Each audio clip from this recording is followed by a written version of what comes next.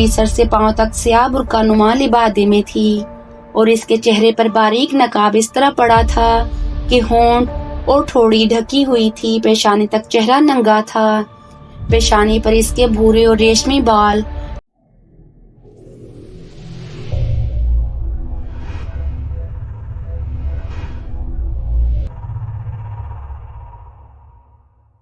السلام علیکم ہمارے پیارے ناظرین، میں امید کرتی ہوں کہ آپ سب خیریت سے ہوں گے. جیسا کہ آپ جانتے ہیں کہ ہم آپ سے سلطان صلاح الدین ایوبی کے دور کی حقیقی کہانیاں، عورت اور ایمان کی مارکہ آرائیاں بیان کر رہے ہیں. پچھلے پارٹ میں ہم نے آپ سے شیئر کیا کہ بالیان کو موبی کی اصل حقیقت معلوم ہو چکی تھی. اسے اپنی غلطی کا احساس ہوا تو اس نے واپس قاہرہ جانے کا فیصلہ کیا اور اپنے ساتھیوں کو ساتھ لے کر قاہرہ کی طرف روانہ ہو گیا. دوسری طرف لڑکیوں کو آزاد کروانے والے آئے صلیبیوں نے بھی وہیں پڑاؤ کیا تھا. انہوں نے موبی اور باقی 6 لڑکیوں کو دیکھ لیا. بالیان اور اس کے ساتھیوں پر حملہ کر کے ان کو قتل کر ڈالا اور لڑکیوں کو اپنے ساتھ لے کر چلے گئے. ان کی مہم پوری ہو چکی تھی. ان کا ایک ساتھی بولا کہ ابھی صلاح الدین ایوبی کا قتل کرنا باقی ہے.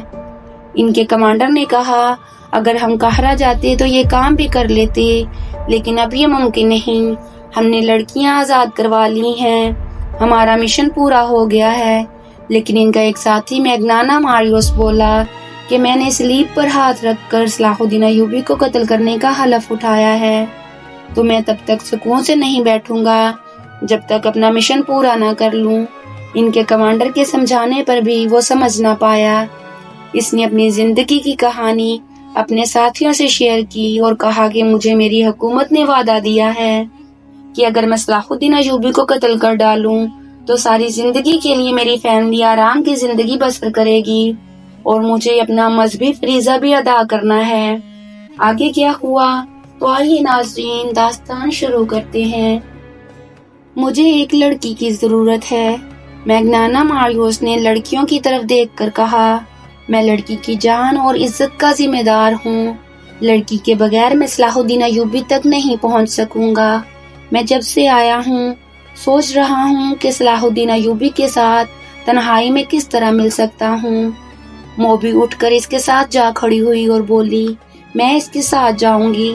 ہم تمہیں بڑی مشکل سے آزاد کرا کے لائے ہیں موبی. کمانڈر نے کہا میں تمہیں ایسی خطرناک مہم پر جانے کی اجازت نہیں دے سکتا. مجھے اپنی عصمت کا انتقام لینا ہے. موبی نے کہا میں صلاح الدین ایوبی کی خوابگاہ میں آسانی سے داخل ہو سکتی ہوں. مجھے معلوم ہے کہ مسلمان کا رتبہ جتنا اونچا ہوتا ہے وہ خوبصورت لڑکیوں کا اتنا ہی زیادہ شیدائی ہو جاتا ہے.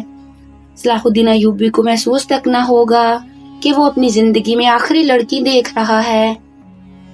بہت دیر کی بحث اور تکرار کے بعد میگنانا ماریوس اپنے ایک ساتھی اور موبی کے ساتھ اپنی پارٹی سے رخصت ہوا.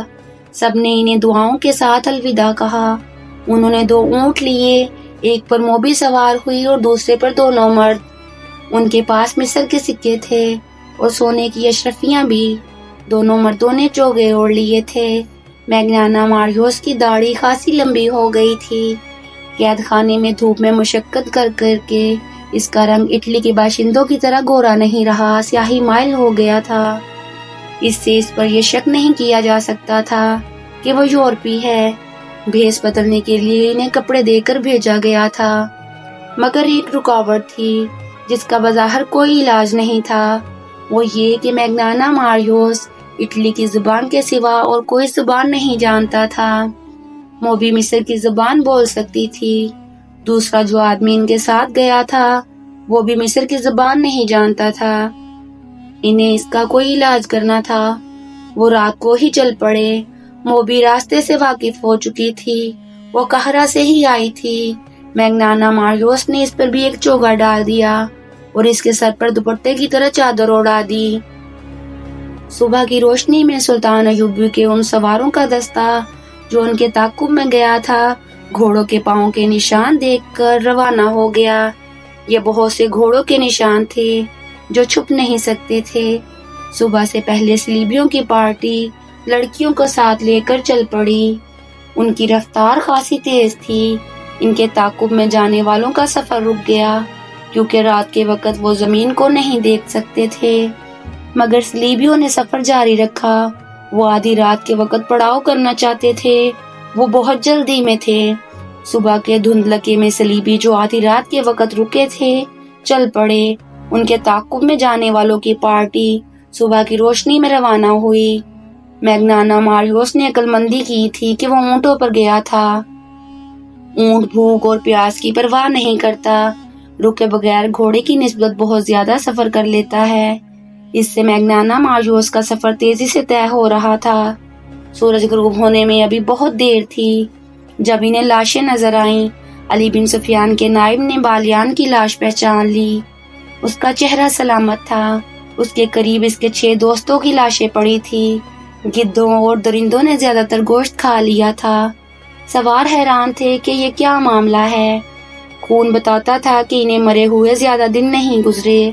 اگر یہ بغاوت کی رات مرے ہوتے تو خون کا نشان نہ ہوتا اور ان کی صرف ہڈیاں رہ جاتی۔ یہ ایک معمہ تھا جسے کوئی نہ سمجھ سکا۔ وہاں سے پھر گھوڑوں کے نشان چلے۔ سواروں نے گھوڑے دوڑا دیے۔ نصف میل تک گئے تو اونٹوں کے پاؤں کے نشان بھی نظر آئے۔ وہ بڑھتے ہی چلے گئے۔ سورج غروب ہوا تو بھی رکے نہیں کیونکہ اب مٹی کے اونچے نیچے ٹیلوں کا علاقہ شروع ہو گیا تھا جس میں ایک راستہ بل کھاتا ہوا گزرتا تھا۔ اس کے علاوہ وہاں سے گزرنے کا کوئی اور راستہ نہیں تھا۔ صلیبی اسی راستے سے گزرے تھے اور بحیرہ روم کی طرف چلے جا رہے تھے۔ ٹیلوں کا علاقہ دور تک پھیلا ہوا تھا۔ وہاں سے تعاقب کرنے والے نکلے تو رک گئے کیونکہ آگے ریتلا میدان آ گیا تھا۔ صبح کے وقت چلے تو کسی نے کہا کہ سمندر کی ہوا آنے لگی ہے۔ سمندر دور نہیں تھا مگر صلیبی ابھی تک نظر نہیں آئے تھے۔ راستے میں ایک جگہ کھانے کے بچے کچھ ٹکڑوں سے پتہ چلا کہ رات یہاں کچھ لوگ رکے تھے۔ گھوڑے بھی یہاں باندھے گئے تھے۔ پھر یہ گھوڑے وہاں سے چلے۔ زمین کو دیکھ کر تعاقب کرنے والوں نے گھوڑوں کو ایڑے لگا دی۔ سورج اپنا سفر طے کرتا گیا اور آگے نکل گیا۔ گھوڑوں کو ایک جگہ آرام دیا گیا، پانی پلایا اور یہ دستہ روانہ ہو گیا۔ سمندر کی ہوائیں تیز ہو گئی تھی اور ان میں سمندر کی بو صاف محسوس ہوتی تھی۔ پھر ساحل کی چٹانیں نظر آنے لگیں۔ زمین بتا رہی تھی کہ گھوڑے آگے آگے جا رہے ہیں اور یہ بے شمار گھوڑے ہیں۔ ساحل کی چٹانیں گھوڑوں کی رفتار سے قریب آ رہی تھیں۔ تعاقب کرنے والوں کو ایک چٹان پر 2 آدمی نظر آئے۔ وہ اس طرف دیکھ رہے تھے۔ وہ تیزی سے سمندر کی طرف اتر گئے۔ گھوڑے اور تیز ہو گئے۔ چٹانوں کے قریب گئے تو انہیں گھوڑے کے روکنے پڑے کیونکہ کئی جگہوں سے چٹانوں کے پیچھے جایا جا سکتا تھا۔ ایک آدمی کو چٹان پر چڑھ کر آگے کو دیکھنے کے لیے بھیجا گیا۔ وہ آدمی گھوڑے سے اتر کر دوڑتا گیا اور ایک چٹان پر چڑھنے لگا۔ اوپر جا کر اس نے لیٹ کر دوسری طرف دیکھا اور پیچھے ہٹ آیا۔ وہیں اس نے سواروں کو اشارہ کیا کہ پیدل آؤ۔ سوار گھوڑوں سے اترے اور دوڑتے ہوئے چٹان تک گئے۔ سب سے پہلے علی بن سفیان کا نائب اوپر گیا۔ اس نے آگے دیکھا اور دوڑ کر نیچے اترا۔ اس نے اپنے دستے کو بکھیر دیا اور انہیں مختلف جگہوں پر جانے کو کہا۔ دوسری طرف سے گھوڑوں کے ہنہنانے کی آوازیں آ رہی تھیں۔ صلیبی وہاں موجود تھے۔ یہ وہ جگہ تھی جہاں سمندر چٹانوں کو کاٹ کر اندر آ جاتا تھا۔ اس پارٹی نے اپنی کشتی وہاں باندھی تھی۔ وہ گھوڑوں سے اتر کر کشتی میں سوار ہو رہے ہیں۔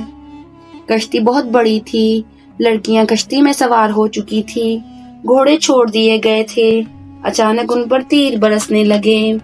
تمام کو ہلاک نہیں کرنا تھا، انہیں زندہ پکڑنا تھا۔ بہت سے کشتی سے کود گئے اور کشتی کو چپو مارنے لگے۔ پیچھے جو رہ گئے وہ تیروں کو نشانہ بن گئے تھے۔ کشتی میں جانے والوں کو للکارا گیا مگر وہ نہ رکے۔ وہاں سمندر گہرا تھا۔ کشتی آہستہ آہستہ جا رہی تھی۔ ادھر سے اشارے پر تیر اندازوں نے کشتی پر تیر برسا دیے۔ چپوؤں کی حرکت بند ہو گئی۔ تیروں کی دوسری باڑ گئی، پھر تیسری اور چوتھی باڑ لاشوں میں پیوست ہو گئی۔ ان میں اب کوئی بھی زندہ نہ تھا۔ کشتی وہیں ڈولنے لگی۔ سمندر کی موجیں ساحل کی طرف آتی اور چٹانوں سے ٹکرا کر واپس چلی جاتی تھی۔ ذرا سی دیر میں کشتی ساحل پر واپس آ گئی۔ سواروں نے نیچے جا کر کشتی پکڑ لی۔ وہاں صرف لاشیں تھیں۔ لڑکیاں بھی مر چکی تھی۔ بعض کو 2 تیر لگے تھے۔ کشتی کو باندھ دیا گیا۔ اور سواروں کا دستہ محاذ کی طرف روانہ ہو گیا۔ کیمپ دور نہیں تھا۔ میگنانا ماریوس قاہرہ کی ایک سرائے میں قیام پذیر تھا۔ اس سرائے کا ایک حصہ عام اور کمتر مسافروں کے لیے تھا اور دوسرا حصہ عمرہ اور اونچی حیثیت کے مسافروں کے لیے۔ اس حصے میں دولت مند تاجر بھی قیام کرتے تھے۔ ان کے لیے شراب اور ناچنے گانے والیاں بھی مہیا کی جاتی تھی۔ میگنانا ماریوس اسی خاص حصے میں ٹھہرا۔ موبی کو اس نے اپنی بیوی بتایا اور اپنے ساتھی کو ملازم۔ موبی کی خوبصورتی اور جوانی نے سرائے والوں پر میگنانا ماریوس کا رعب طاری کر دیا۔ ایسی حسین اور جوان بیوی کسی بڑے دولت مند ہی کی ہو سکتی تھی۔ سرائے والوں نے اس کی طرف خصوصی توجہ دی۔ موبی نے اپنے آپ کو مسلمان ظاہر کر کے صلاح الدین ایوبی کے گھر اور دفتر کے متعلق معلومات حاصل کر لی۔ اس نے یہ بھی معلوم کر لیا کہ سلطان ایوبی نے سوڈانیوں کو معافی دے دی ہے اور سوڈانی فوج توڑ دی ہے۔ اسے یہ بھی پتہ چل گیا کہ سوڈانی سالاروں اور کمانداروں وغیرہ کے حرم خالی کر دیے گئے ہیں اور یہ بھی کہ انہیں زرعی زمینیں دی جا رہی ہیں۔ یہ میگنانا ماریوس کی غیر معمولی دلیری تھی یا غیر معمولی حماقت کہ وہ اس ملک کی زبان تک نہیں جانتا تھا، پھر بھی اتنے خطرناک مشن پر آ گیا۔ اسے اس قسم کے قتل کی اور اتنے بڑے رتبے کے انسان تک رسائی حاصل کرنے کی کوئی ٹریننگ نہیں دی گئی تھی۔ وہ ذہنی لحاظ سے انتشار اور خلفشار کا مریض تھا، پھر بھی وہ صلاح الدین ایوبی کو قتل کرنے آیا، جس کے ارد گرد محافظوں کا پورا دستہ موجود رہتا تھا۔ اس کے دستے کے کمانڈر نے اسے کہا تھا کہ تم پاگل ہو، تم نے جتنی باتیں کی ہیں ان میں مجھے ذرا سی بھی عقل کی بو نہیں آئی۔ بظاہر میگنانا ماریوس پاگل ہی تھا۔ یہ ایک تاریخی حقیقت ہے کہ بڑے آدمیوں کو قتل کرنے والے عموماً پاگل ہوتے ہیں۔ اگر پاگل نہیں تو ان کے ذہنی توازن میں کچھ نہ کچھ گڑبڑ ضرور ہوتی ہے۔ یہی کیفیت اٹلی کے اس سزا یافتہ آدمی کی تھی۔ اس کے پاس ایک ہتھیار ایسا تھا جو ڈھال کا کام بھی دے سکتا تھا۔ یہ تھی موبی۔ موبی مصر کی صرف زبان نہیں جانتی تھی، بلکہ اسے اور اس کی مری ہوئی 6 ساتھی لڑکیوں کو مصری اور عربی مسلمانوں کے رہن سہن، تہذیب و تمدن اور دیگر معاشرتی اونچ نیچ کے متعلق لمبے عرصے کے لیے ٹریننگ دی گئی تھی۔ وہ مسلمان مردوں کی نفسیات سے بھی واقف تھی، اداکاری کی ماہر تھی اور سب سے بڑی خوبی یہ کہ وہ مردوں کو اپنی انگلیوں پر نچانا اور بوقت ضرورت اپنا پورا جسم ننگا کر کے کسی مرد کو پیش کرنا بھی جانتی تھی۔ یہ تو کوئی بھی نہیں بتا سکتا کہ بند کمرے میں میگنانا ماریوس، موبی اور ان کے ساتھی نے کیا باتیں کی اور کیا منصوبہ بنایا۔ البتہ ایسا ثبوت پرانی تحریروں میں ملتا ہے کہ 3-4 روز سرائے میں قیام کے بعد میگنانا ماریوس باہر نکلا تو اس کی داڑھی دھلی دھلائی تھی۔ اس کے چہرے کا رنگ سوڈانیوں کی طرح گہرا بادامی تھا، جو مصنوعی ہو سکتا تھا لیکن مصنوعی لگتا نہیں تھا۔ اس نے معمولی قسم کا چوگا اور سر پر معمولی قسم کا رومال اور امامہ باندھ رکھا تھا۔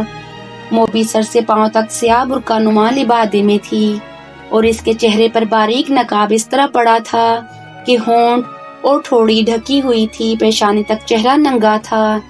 پیشانی پر اس کے بھورے اور ریشمی بال پڑے ہوئے تھے اور اس کا حسن ایسا نکھرا ہوا تھا کہ راہ جاتے لوگ رک کر دیکھتے تھے۔ ان کا ساتھی معمولی سے لباس میں تھا، جس سے پتہ چلتا تھا کہ نوکر ہے۔ سرائے کے باہر 2 نہایت اعلیٰ قسم کے گھوڑے کھڑے تھے۔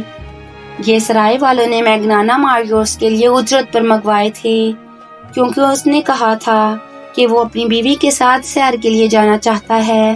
میگنانا ماریوس اور موبی گھوڑوں پر سوار ہو گئے اور جب گھوڑے چلے تو ان کا ساتھی نوکروں کی طرح پیچھے پیچھے چل پڑا۔ صلاح الدین ایوبی اپنے نائبین کو سامنے بٹھائے سوڈانیوں کے متعلق احکامات دے رہا تھا۔ وہ یہ کام بہت جلدی ختم کرنا چاہتا تھا، کیونکہ اس نے فیصلہ کر لیا تھا کہ سلطان زنگی کی بھیجی ہوئی فوج مصر کی نئی فوج اور وفادار سوڈانیوں کو ساتھ ملا کر ایک فوج بنائے گا اور فوری طور پر یروشلم پر چڑھائی کرے گا۔ بحریہ روم کی شکست کے بعد، جبکہ سلطان زنگی نے فرینکو کو بھی شکست دے دی تھی، ایک لمبے عرصے تک صلیبیوں کے سنبھلنے کا کوئی امکان نہیں تھا۔ ان کے سنبھلنے سے پہلے ہی سلطان ایوبی ان سے یروشلم چھین لینے کا منصوبہ بنا چکا تھا۔ اس سے پہلے وہ سوڈانیوں کو زمینوں پر آباد کر دینا چاہتا تھا تاکہ کھیتی باڑی میں الجھ جائیں اور ان کی بغاوت کا امکان نہ رہے۔ نئی فوج کی تنظیم نو اور 1000 سوڈانیوں کو زمینوں پر آباد کرنے کا کام آسان نہیں تھا۔ ان دونوں کاموں میں خطرہ یہ تھا کہ سلطان ایوبی کی فوج اور اپنی انتظامیہ میں ایسے اعلیٰ افسر موجود تھے جو اسے مصر کی امارات کے سربراہ کی حیثیت سے نہیں دیکھ سکتے تھے۔ سوڈانیوں کی فوج کو توڑ کر بھی سلطان ایوبی نے اپنے خلاف خطرہ پیدا کر لیا تھا۔ اس فوج کے چند ایک اعلیٰ حکام زندہ تھے۔ انہوں نے سلطان کی اطاعت قبول کر لی تھی، مگر علی بن سفیان کی انٹیلیجنس بتا رہی تھی کہ بغاوت کی راکھ میں ابھی کچھ چنگاریاں موجود ہیں۔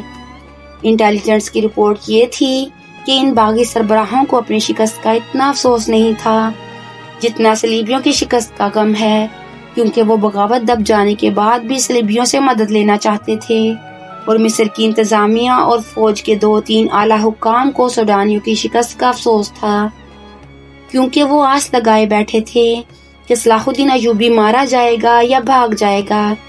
یہ ایمان فروشوں کا ٹولہ تھا، لیکن سلطان ایوبی کا ایمان مضبوط تھا۔ اس نے مخالفین سے واقف ہوتے ہوئے بھی ان کے خلاف کوئی کارروائی نہ کی، ان کے ساتھ نرمی سے اور خلوص سے پیش آتا رہا۔ کسی محفل میں اس نے ان کے خلاف کوئی بات نہ کی، اور جب کبھی اس نے ماتحتوں سے اور فوج سے خطاب کیا تو ایسے الفاظ کبھی نہ کہے کہ میں اپنے مخالفین کو مزہ چکھا دوں گا۔ کبھی دھمکی آمیز یا طنزیہ الفاظ استعمال نہیں کیے، البتہ ایسے الفاظ اکثر اس کے منہ سے نکلتے تھے: اگر کسی ساتھی کو ایمان بیچتا دیکھو تو اسے روکو، اسے یاد دلاؤ کہ وہ مسلمان ہے اور اس کے ساتھ مسلمانوں جیسا سلوک کرو تاکہ وہ دشمن کے اثر سے آزاد ہو جائے۔ لیکن در پردہ وہ مخالفین کی سرگرمیوں سے باخبر رہتا تھا۔ علی بن سفیان کا محکمہ بہت ہی زیادہ مصروف ہو گیا تھا۔ سلطان ایوبی کو زیر زمین سیاست کی اطلاعیں باقاعدگی سے دی جا رہی تھیں۔ اب اس محکمے کی ذمہ داری اور زیادہ بڑھ گئی تھی۔ محافظوں اور شتربانوں کے قتل کی اطلاع بھی قاہرہ آ چکی تھی۔ اس سے پہلے جاسوسوں کا گروہ، جس میں لڑکیاں بھی تھیں، محافظوں سے نامعلوم افراد نے آزاد کرا لیا تھا۔ ان 2 واقعات نے یہ ثابت کر دیا تھا کہ ملک میں صلیبی جاسوس اور چھاپہ مار موجود ہیں، اور یہ بھی ظاہر ہوتا تھا کہ انہیں یہاں کے باشندوں کی پشت پناہی اور پناہ حاصل ہے۔ ابھی یہ اطلاع نہیں پہنچی تھی کہ چھاپہ ماروں اور لڑکیوں کو عین اس وقت ختم کر دیا گیا ہے جب وہ کشتی میں سوار ہو رہے تھے۔ چھاپہ ماروں کی سرگرمیوں کو روکنے کے لیے فوج کے 2 دستے سارے علاقے میں گشت کے لیے گزشتہ شام روانہ کر دیے گئے، اور انٹیلیجنس کے نظام کو اور زیادہ وسیع کر دیا گیا تھا۔ صلاح الدین ایوبی قدرے پریشان بھی تھا۔ وہ کیا عزم لے کر مصر میں آیا تھا، اور اب سلطنت اسلامیہ کے استحکام اور وسعت کے لیے اس نے کیا کیا منصوبے بنائے تھے، مگر اس کے خلاف زمین کے اوپر سے بھی اور زمین کے نیچے سے بھی ایسا طوفان اٹھا تھا کہ اس کے منصوبے لرزنے لگے تھے۔ اسے پریشانی یہ تھی کہ مسلمان کی تلوار مسلمان کی گردن پر لٹک رہی ہے۔ ایمان نیلام ہونے لگا تھا۔ سلطنت اسلامیہ کی خلافت بھی سازشوں کے جال میں الجھ کر سازشوں کا حصہ اور اعلی کار بن گئی تھی۔ زن اور زر نے عرب کی سرزمین کو ہلا ڈالا تھا۔ سلطان ایوبی اس سے بھی بے خبر نہیں تھا کہ اسے قتل کرنے کی سازشیں ہو رہی ہیں، لیکن اس پر وہ کبھی پریشان نہیں ہوا تھا۔ کہا کرتا تھا کہ میری جان اللہ کے ہاتھ میں ہے، اس کی ذات باری کو جب زمین پر میرا وجود بیکار لگے گا تو مجھے اٹھا لے گا، لہٰذا اس نے اپنے طور پر اپنی حفاظت کا کبھی فکر نہیں کیا تھا۔ یہ تو اس کی فوجی انتظامیہ کا بندوبست تھا کہ اس کے ارد گرد محافظوں کے دستے اور انٹیلیجنس کے آدمی موجود رہتے تھے، اور علی بن سفیان تو اس معاملے میں بہت ہی چوکس تھا۔ ایک تو یہ اس کی ڈیوٹی تھی، دوسرے یہ کہ وہ سلطان ایوبی کو اگر پیغمبر نہیں تو اپنا پیر و مرشد ضرور سمجھتا تھا۔ آگے کیا ہوا ہم آپ کو بتائیں گے ہمارے نیکسٹ پارٹ میں، تو پیارے ناظرین ہمارے ساتھ رہیے گا کیونکہ داستان ابھی جاری ہے۔